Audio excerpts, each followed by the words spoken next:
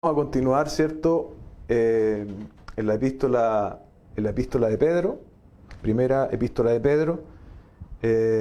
Hemos terminado la semana anterior el capítulo 1, pero como vamos a darnos cuenta hoy, y a veces sucede con los cierres de capítulo, que no necesariamente el término de un capítulo cierra una idea por completo. Muchas veces se cierra el capítulo 1, como es en el caso de esta mañana, y la verdad es que el tema, cuando comienza el capítulo 2, sigue siendo el mismo.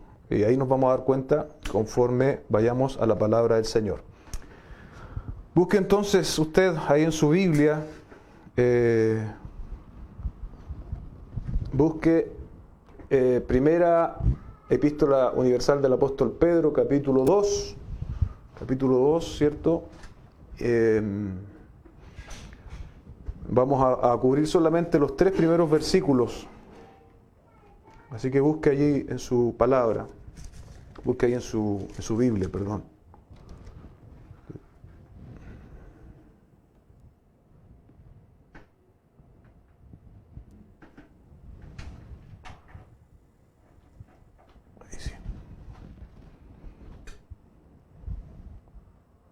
Bien.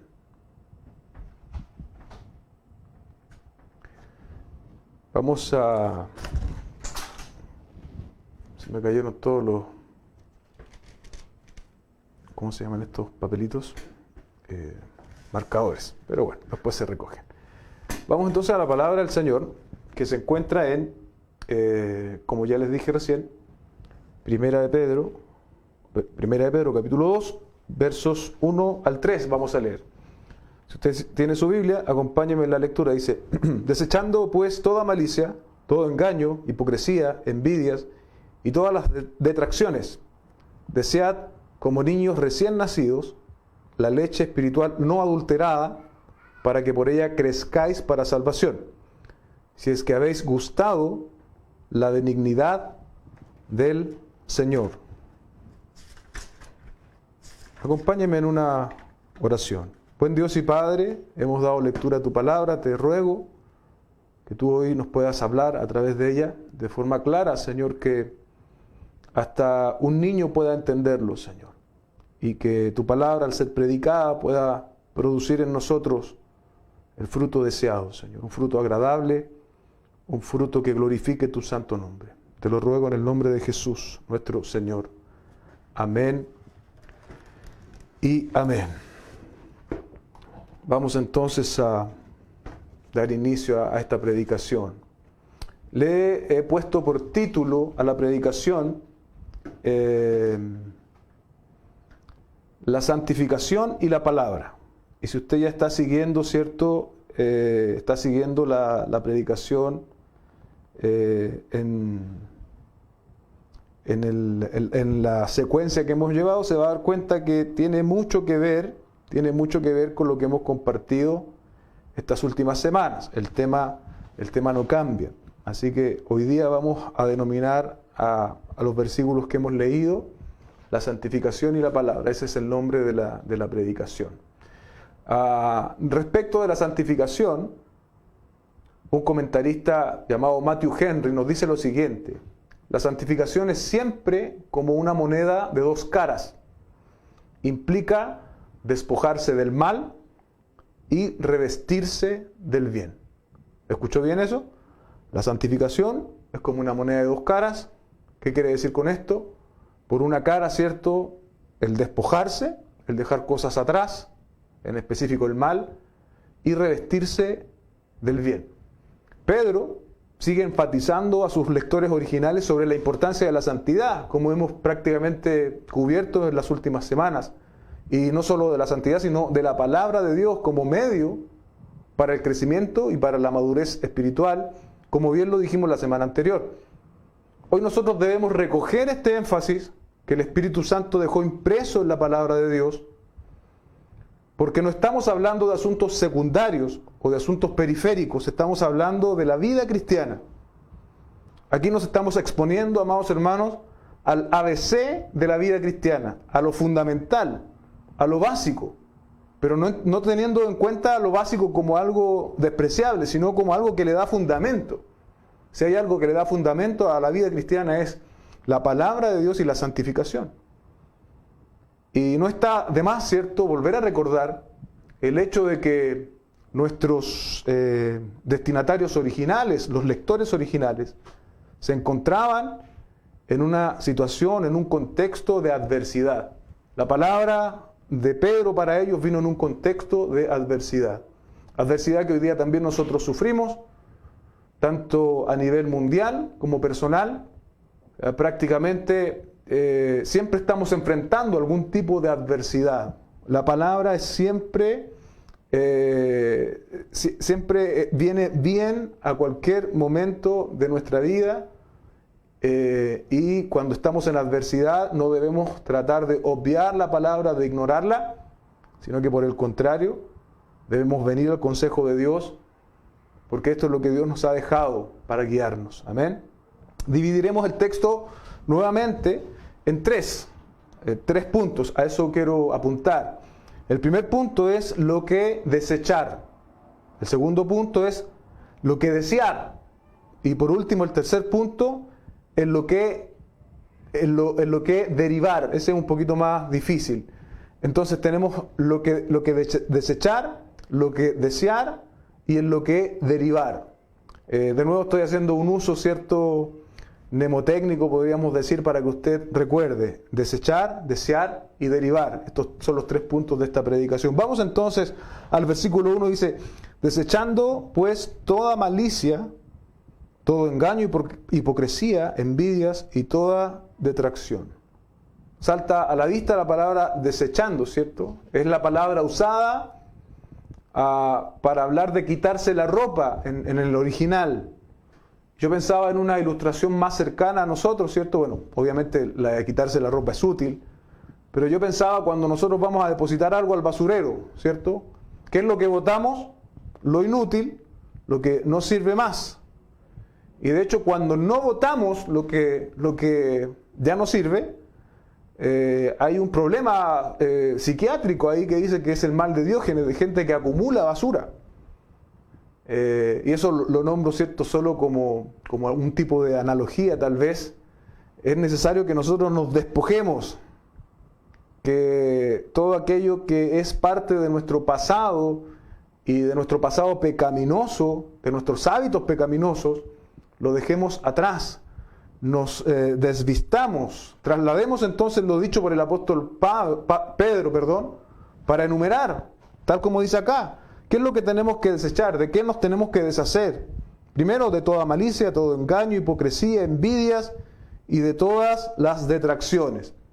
Voy a tomar algo de tiempo en cada uno de estos, porque es necesario no pasar tan rápido, ¿cierto? La primera palabra que aparece, lo primero de lo que debemos despojarnos como creyentes, nacidos de nuevo, recuerde que es el tema del cual venimos la semana pasada, es ciertamente toda malicia, toda malicia.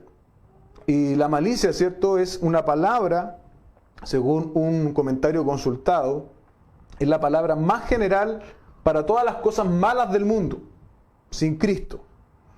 Por decirlo fácil, todo el conjunto, bien digo, de lo malo, si pudiésemos poner en un solo conjunto todo aquello que es malo, bueno, de eso está hablando la malicia, ¿cierto? Y es un término lo suficientemente amplio para que nosotros no nos atrevamos a decir con tanta facilidad: esto no es tan malo. De hecho, algún comentarista de los que leí dice que es la malicia, ¿cierto? Y lo que se deriva después es todo lo que es derivado de la malicia, vale decir, como dice el texto, el engaño, la hipocresía, las envidias y las detracciones. Todo eso también tiene que ver con la malicia y tiene mucho sentido lo que decía este hombre.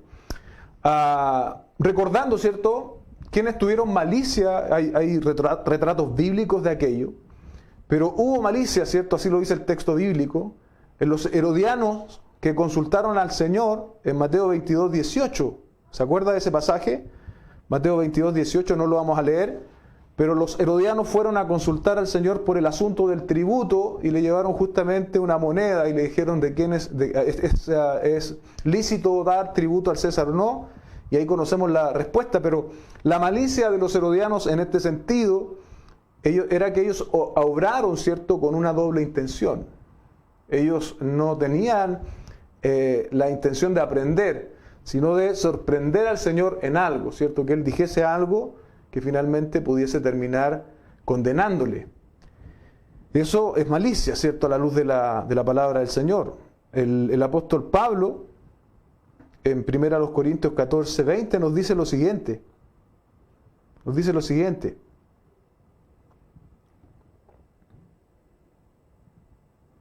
Hermanos, no seáis niños en el modo de pensar,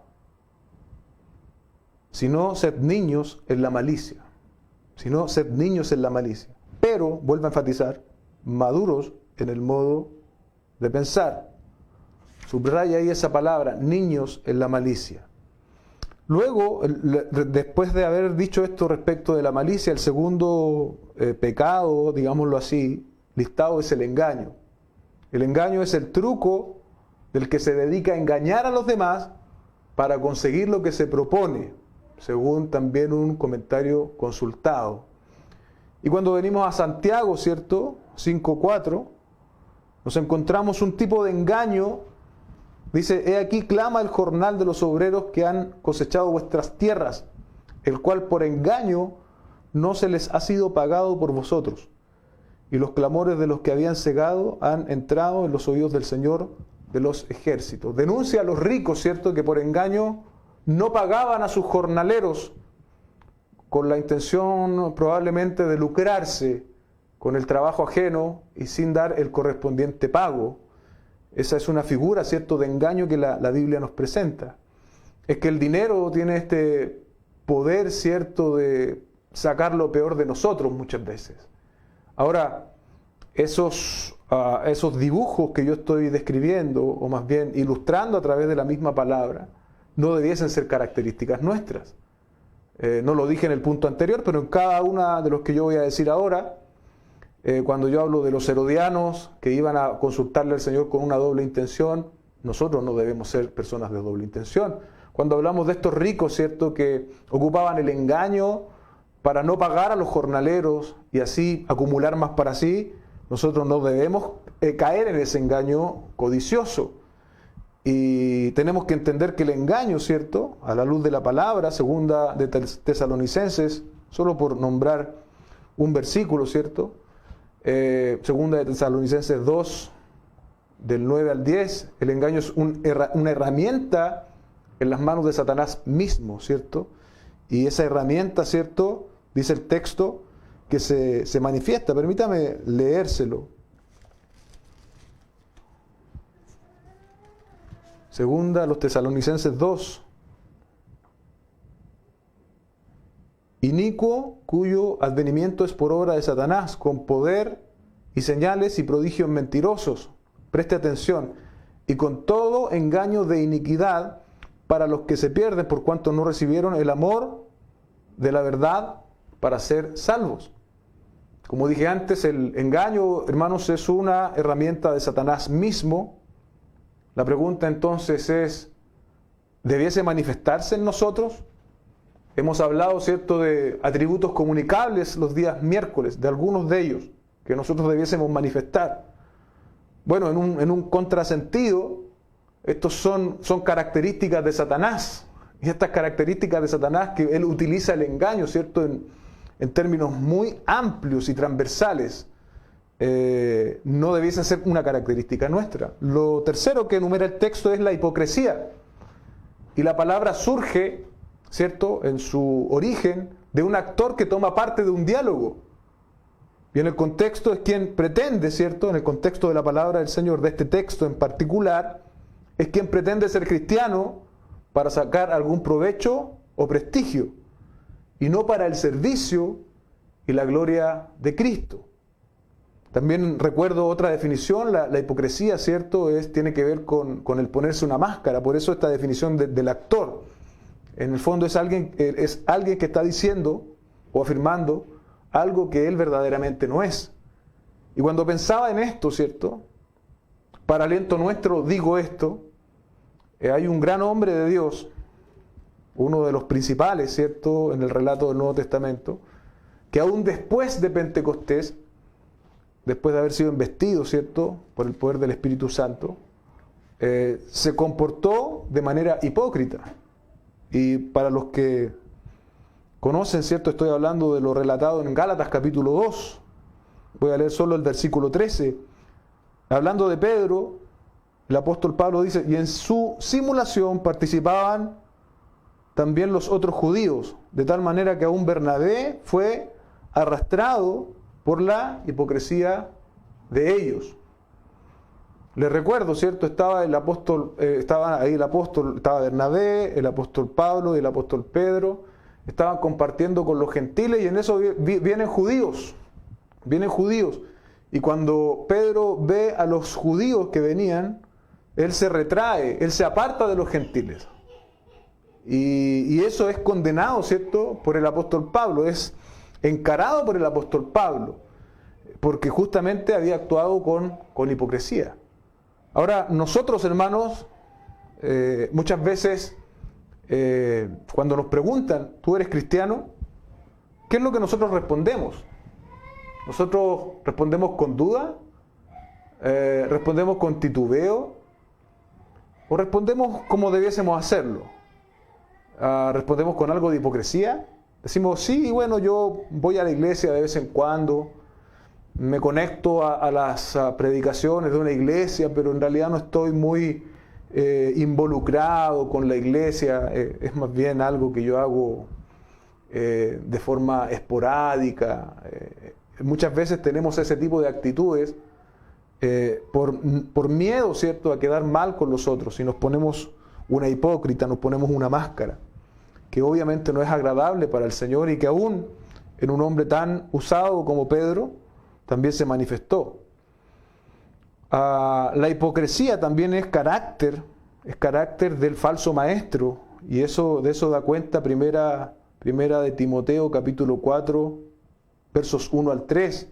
Pero el Espíritu dice claramente que en los postreros tiempos apostatarán de la fe, escuchando a espíritus engañadores y a doctrinas de demonio por la hipocresía de mentirosos que, teniendo cauterizada la conciencia, prohibirán casarse, mandarán abstenerse de alimentos que Dios creó para que con acción de gracia participasen de ellos los creyentes y los que han conocido la verdad.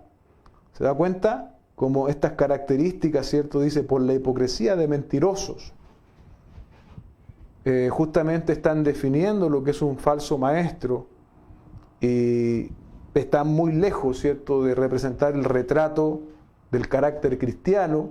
Aún así, no solo aquí está enlistado, sino que en otras cartas paulinas también se enlistan pecados, se enlistan hábitos pecaminosos que deben ser por nosotros rechazados, que son parte del viejo hombre, de la vieja mujer. Luego, ¿cierto?, viene la envidia. Cuando pensaba en envidia, recordé lo relatado en Génesis 37:11, donde dice que los hermanos de José le envidiaban. Cuando tú lees un poco el contexto, bueno, primero había una túnica especial de colores que el padre le había hecho. Yo creo que el problema no era la túnica en sí, sino que la muestra de afecto que eso involucraba. Y luego, ¿cierto?, José cuenta sus sueños, y eso despertó no solo envidia, sino enojo por parte de los hermanos. Ahora, yo pensaba en esta situación, si los hermanos de José no hubiesen creído, primero, ¿cierto?, algo que era obvio, el favoritismo del padre, pero sobre todo esto de los sueños de José, no se hubiesen ni molestado, pero algo debiesen haber creído, y eso despertó envidia en ellos. ¿Se da cuenta cómo muchas veces la envidia es despertada por posiciones de superioridad en otros? Y muchas veces nosotros, los seres humanos, respondemos de forma envidiosa. Proverbios está lleno de pasajes que hablan sobre esto. Yo solo rescaté uno. Dice Proverbios 23, 17 al 18. no tenga tu corazón envidia de los pecadores. ¿Cuántos han tenido envidia de los pecadores? ¿Cuántos no nos hemos preguntado, pero por qué a esa persona le va tan bien y a mí me cuesta tanto? ¿Se lo ha preguntado? Bueno, la Biblia nos está respondiendo. No tenga tu corazón envidia de los pecadores, antes persevera en el temor de Jehová todo el tiempo. ¿Se da cuenta? Al principio yo le decía que había cosas que había que despojarse y había cosas que había que desear. Aquí el proverbio nos dice lo mismo. No tenga tu corazón envidia de los pecadores, antes persevera en el temor de Jehová todo el tiempo. Ahí tiene un buen consejo para combatir la envidia. Perseverar en el temor del Señor todo el tiempo. Porque ciertamente hay un fin. Y tu esperanza no será cortada. El texto no lo dice, pero la esperanza del pecador que prospera, esa va a ser cortada. Esa tiene una fecha de caducidad en esta tierra. El que confía en su riqueza, el que goza en esta tierra, el que le va bien pero que no considera a Dios en sus caminos, probablemente en el escenario de esta tierra, pero eso va a ser cortado. En cambio, ¿cierto? Como muy bien dice el texto, tu esperanza no será cortada. La esperanza de los hijos de Dios no radica, no reside solamente en lo que en este mundo recibimos. Tenemos la mente puesta en las cosas de arriba, en las cosas del Señor, en la segunda venida de nuestro Señor Jesucristo. Eclesiastés 4:4 también nos habla en este sentido, dice: he visto asimismo que todo trabajo y toda excelencia de obras despierta la envidia del hombre contra su prójimo. ¿Se da cuenta? También esto es vanidad y aflicción de espíritu. ¿Qué origina la envidia entonces? Que muchas veces el avance del otro, que al otro le vaya bien. Muchas veces, hermanos, tenemos que ser honestos, no solo que el incrédulo le vaya bien, sino que muchas veces que al hermano en la fe le vaya bien, nos despierta envidia. Me llamaba poderosamente la atención que cuando el apóstol Pablo, ¿cierto?, en 1 de Corintios 13 habla sobre el amor, un pasaje muy conocido. Él dice, 13:4 dice: el amor es sufrido, es benigno, el amor no tiene envidia. La envidia entonces, hermanos, no armoniza en lo absoluto con lo que debe ser un sello en nosotros, que es el amor. ¿Se acuerda que la semana pasada lo hablábamos? Un sello característico en el cuerpo de Cristo, en los cristianos, debe ser necesariamente el amor. Ahora, el amor no armoniza, no va, es como agua y aceite con la envidia. Porque obviamente cuando yo amo a mi hermano y a mi hermano le va bien, yo me alegro, yo me gozo con eso, no me provoca envidia. Entonces debemos examinar nuestro corazón, tal como lo debieron hacer en su contexto original estos hermanos.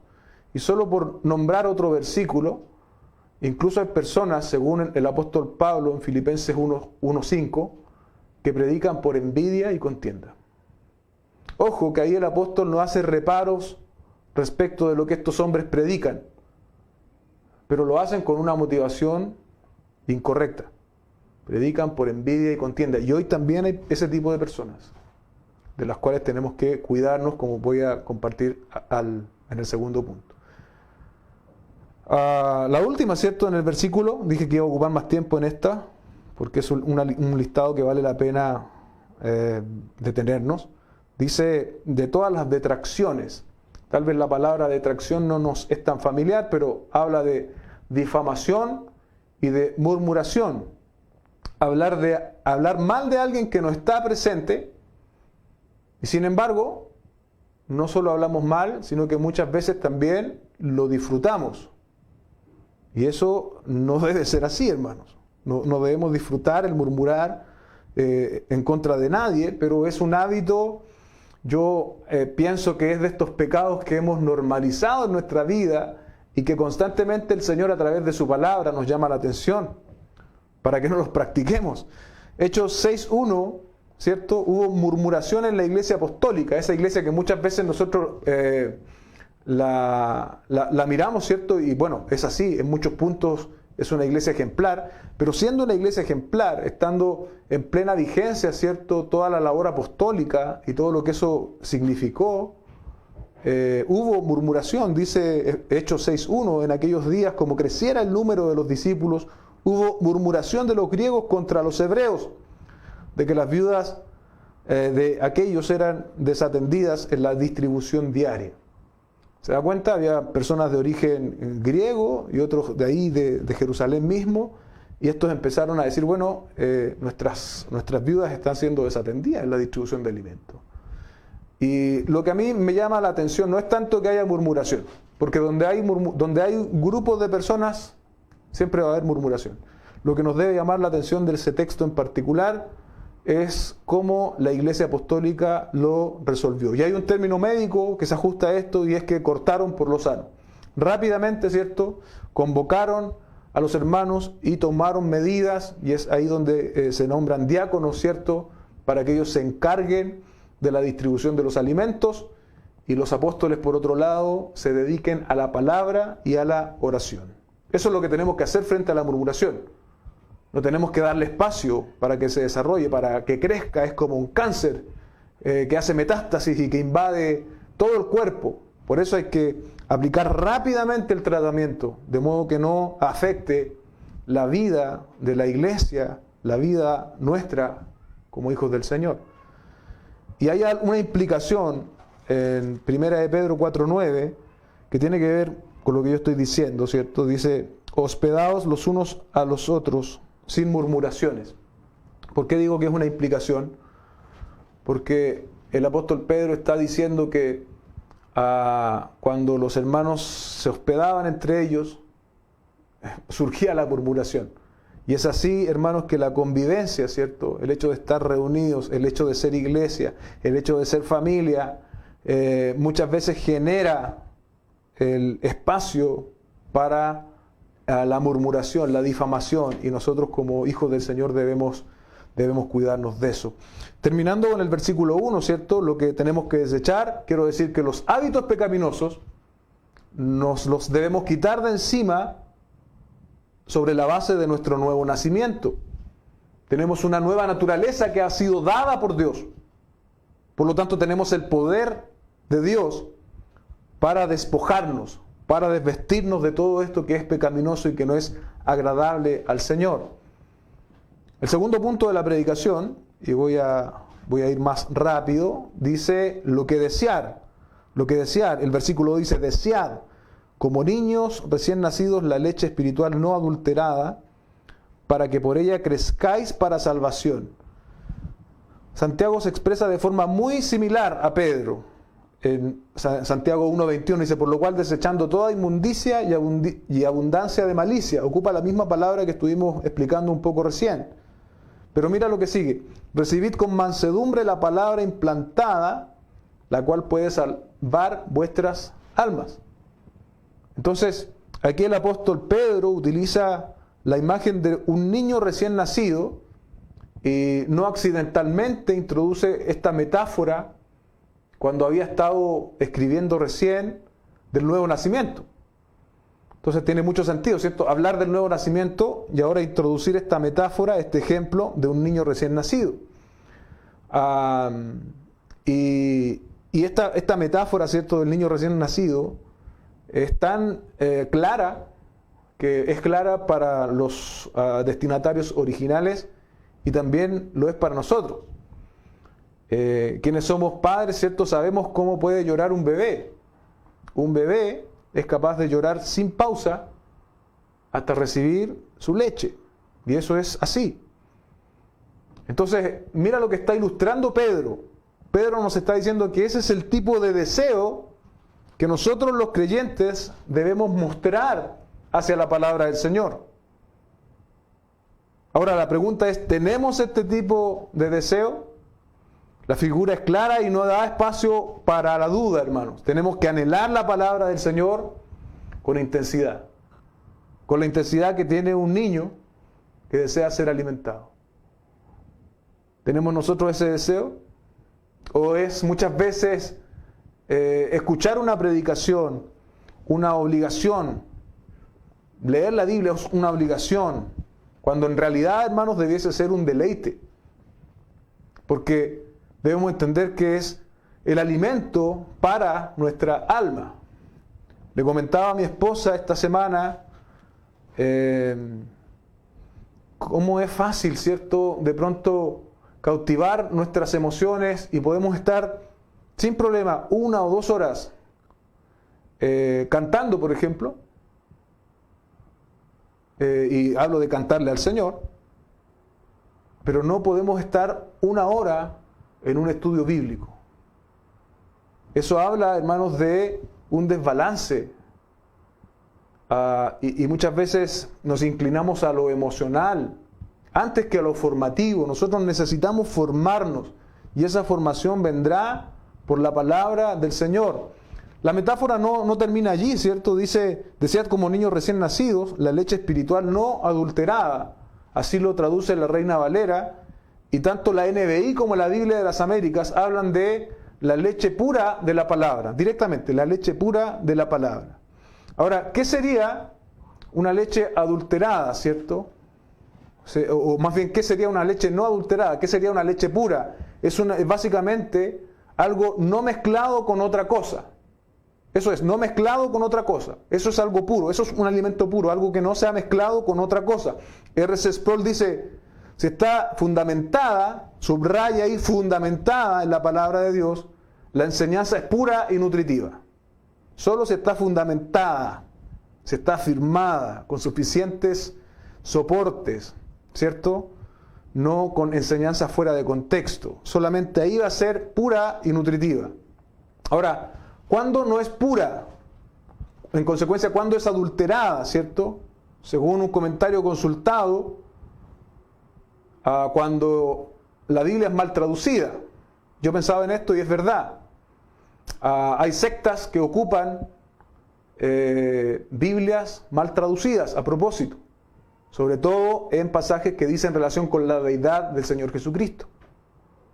Y el segundo punto, que tal vez es más cercano para nosotros, es cuando no se expone la palabra con fidelidad. Y no se expone la palabra con fidelidad cuando no se expone todo el consejo de Dios.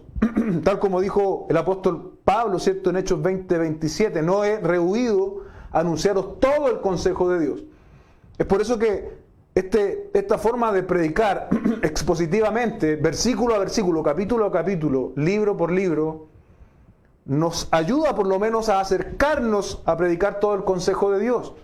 Porque si yo como predicador estuviese todas las semanas pensando en qué predicar, y por mucho tiempo lo hice de esa forma, con mucha seguridad, durante solo 1 año voy a estar repitiendo diferentes temáticas, tal vez de una forma diferente, pero voy a estar hablando de lo mismo. Es por eso que nosotros hace algunos años, el Señor nos guió a predicar expositivamente, a predicar versículo por versículo, libro por libro, carta por carta. Y es un ejercicio que ya hemos hecho por la gracia del Señor, ya por varios años. Y el Señor nos ha ido formando en ese sentido. Pero es muy difícil que alguien pueda predicar todo el consejo de Dios improvisando cuál va a ser su predicación domingo a domingo. Lo segundo, ¿cierto?, respecto de que no expone con fidelidad, es decir, es un alimento adulterado, es mezclar con ideas propias del predicador, ¿cierto? Yo pensaba en los profetas del Antiguo Testamento, en los falsos profetas del Antiguo Testamento, que predicaban, ¿cierto?, que todo iba a estar bien, que no se preocuparan, que los invasores no iban a venir a Jerusalén, así que estaba todo bien. Y en contraste, por ejemplo, Jeremías decía, no, la invasión viene, tienen que arrepentirse. Hoy día hay muchas personas, muchos llamados predicadores que predican ideas propias, que predican mezclado, que leen un texto, pero al lado, ¿cierto?, tienen un cúmulo de ideas personales, propias, vivencias, sueños, y los incorporan al mensaje y terminan entregando a quienes oyen un mensaje adulterado. Solo la palabra pura, no mezclada, no sucedáneos. Usted conoce un sucedáneo, ¿cierto? Las botellitas esas de limón son sucedáneos de limón, pero no es limón verdadero.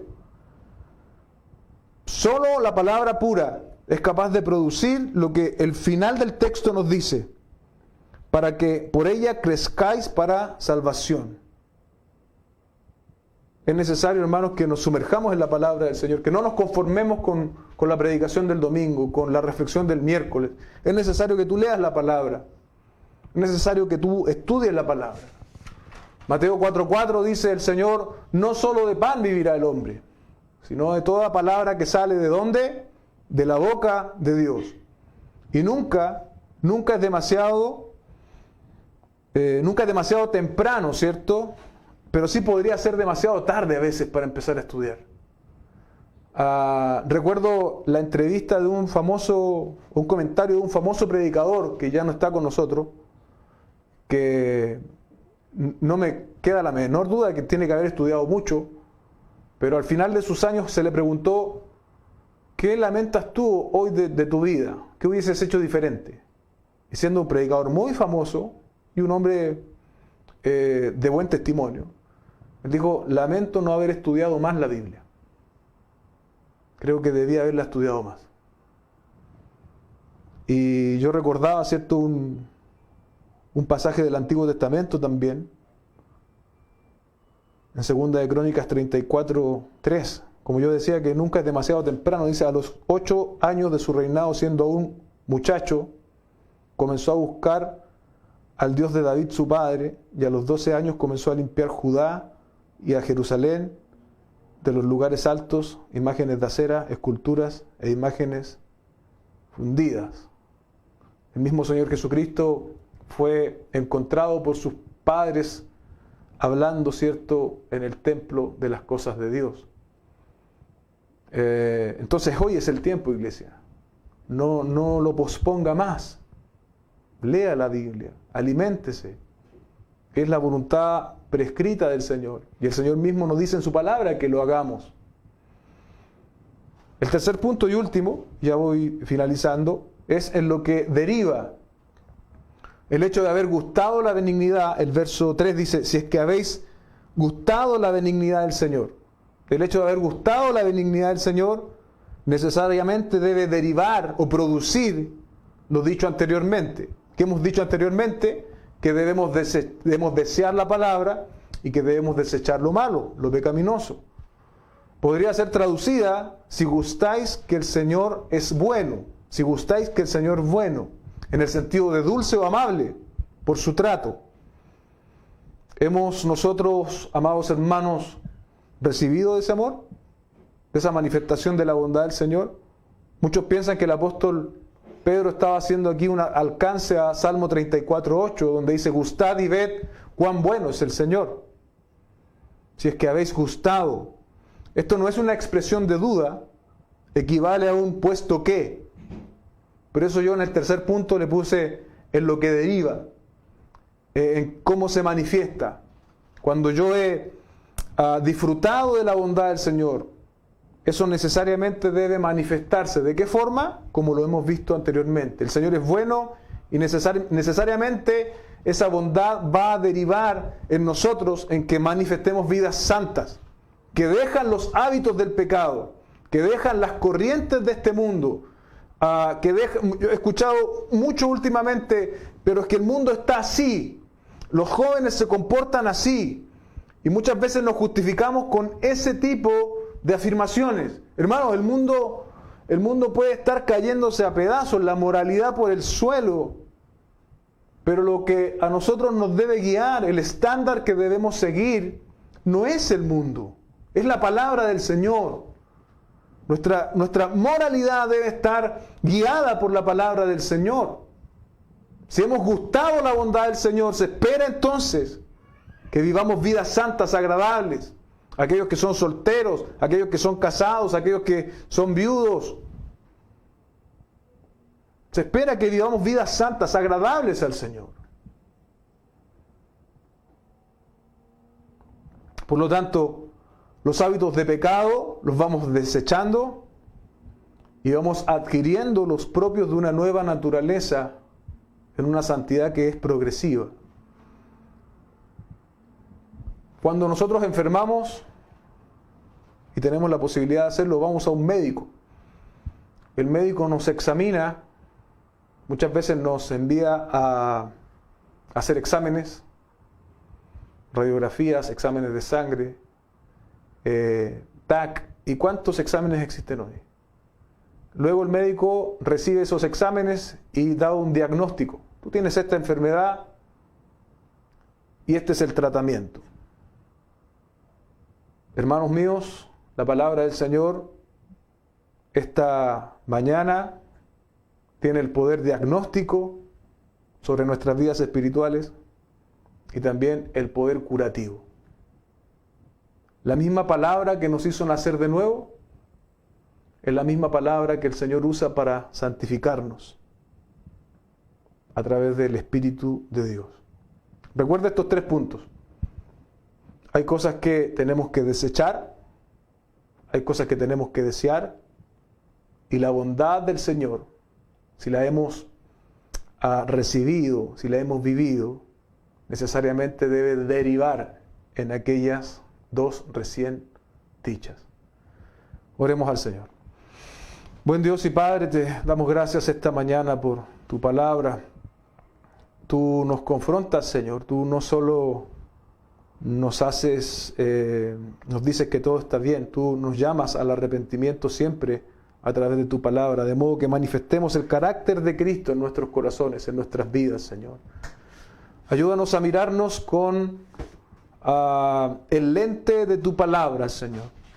Que el lente de tu palabra penetre en lo más profundo de nuestro corazón y discierna lo que está en nosotros, Señor, de manera tal que podamos ser remecidos espiritualmente y que quedemos, Señor, en una posición de arrepentimiento, Señor, de cambio de dirección. Si hoy tal vez hay hábitos pecaminosos en mi vida como creyente, si hoy día estoy atado a un hábito del viejo hombre, de la vieja mujer, Señor, hoy día a través de tu palabra tú me has diagnosticado. Y no solo me has diagnosticado, sino que me has mostrado el camino del arrepentimiento. Señor, ayúdanos. Nos confesamos delante de ti débiles, Señor.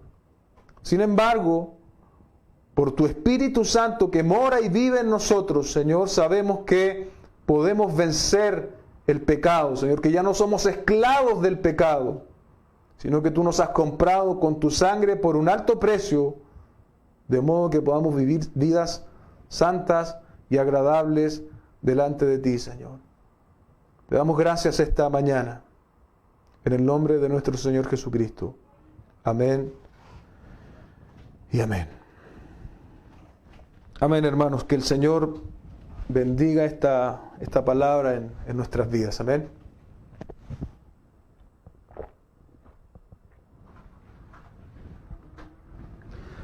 Veo que se han sumado algunos hermanos.